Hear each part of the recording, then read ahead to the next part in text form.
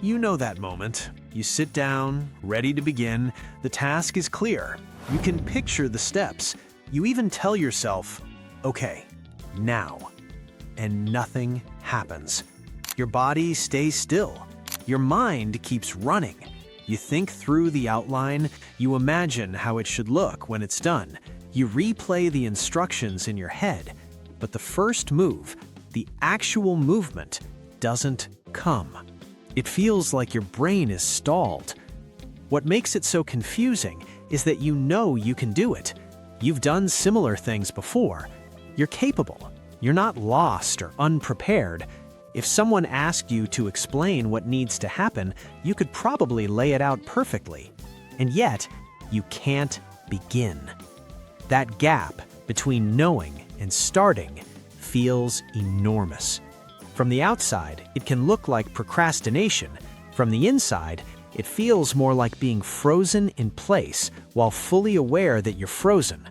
You sit there negotiating with yourself. In a minute, after this, I just need to feel ready. The guilt shows up quickly. The self-talk follows. Why am I like this? Why is this so hard? But here's the lens this video centers on. It's not that you don't know what to do. It's that the first step feels heavier than it should. That's the whole pattern. When you're stuck like this, the task in front of you isn't just a task anymore. It becomes layered. It carries expectation. It carries pressure. It carries the possibility of not doing it well. It carries the quiet fear of confirming something you don't want to confirm. So even though the action itself might be small, what it represents feels big. And when something feels big, your system slows down. Most people hear terms like executive dysfunction and imagine chaos or disorganization, but the lived experience is usually quieter. It's sitting there, fully aware, wanting to move, and not moving. It's not confusion, it's weight. The more important the task feels, the more that weight increases. If it matters to you, if it connects to your goals, your identity, your sense of competence, the first step begins to feel loaded. And when a step feels loaded, your body hesitates. This is why it can feel so inconsistent. You might handle high-pressure situations surprisingly well. You might show up for other people with focus and clarity. You might solve complex problems when the stakes are external. But when it's just you and the blank page, the email, the project, you stall. That inconsistency creates shame. You start thinking it must be a character flaw. If you were disciplined enough, motivated enough, strong enough, you just do it. But the freeze isn't about discipline. It's about perceived weight. Over time, if this happens repeatedly, another layer forms. You begin to doubt your own reliability. You think, I can't trust myself to start on time. That thought adds more weight the next time. Now you're not just beginning a task, you're trying to repair your self-image. The first step becomes even heavier, and so the cycle repeats. It's easy at this point to drift into advice, timers, routines, systems, but that's not the core of what's happening here. The deeper shift is simpler. Starting feels hard because the entry point feels too big. When you tell yourself, I need to finish this, your system reads the whole mountain. It calculates effort, time, outcome, evaluation. That calculation happens quickly and mostly in the background. And if it feels like too much, your body stalls. Not because you're incapable, because the entry cost feels high. The shift is not about pushing harder, it's about lowering that entry cost psychologically. Notice the difference between, I have to do this well, and I'm just gonna touch this for a moment.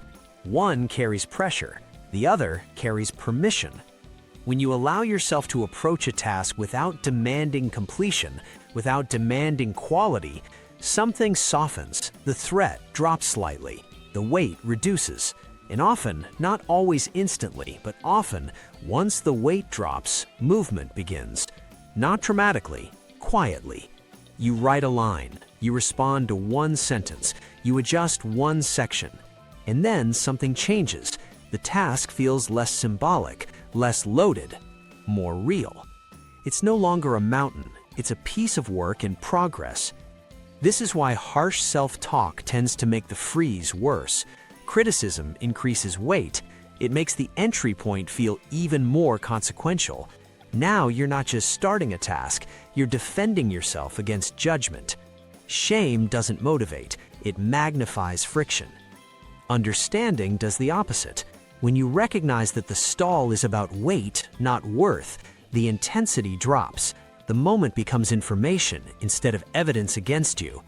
Instead of asking, "What's wrong with me?" you might ask, "What about this feels heavy?" That question changes the tone internally. Maybe it's uncertainty. Maybe it's fear of mediocrity. Maybe it's exhaustion from carrying too much for too long.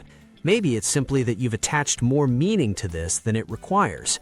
Naming the heaviness makes it smaller. Vague dread feels enormous. Specific discomfort feels workable. It's also worth noticing that your ability hasn't disappeared. The same person who feels stuck right now has completed difficult things before. You've navigated deadlines. You've handled responsibility. You've adapted to complexity. The freeze doesn't erase that history. It's situational. When you see it that way, the moment loses some of its drama. You're not facing proof of failure, you're facing a high entry point.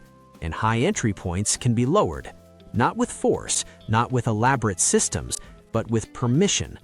Permission to begin imperfectly, permission to begin briefly, permission to begin without promising the outcome. The irony is that when you stop demanding intensity from yourself, action becomes more likely, because intensity isn't what starts things. Lightness is. The next time you're sitting there, aware, frustrated, waiting, notice the weight. Notice the story you're telling about what starting means. Notice how large the first step feels. Then, quietly reduce it. Not into a productivity plan, just into something lighter. Sometimes that's enough, and if it isn't, that doesn't mean you're broken. It means the weight is still there. That's information too.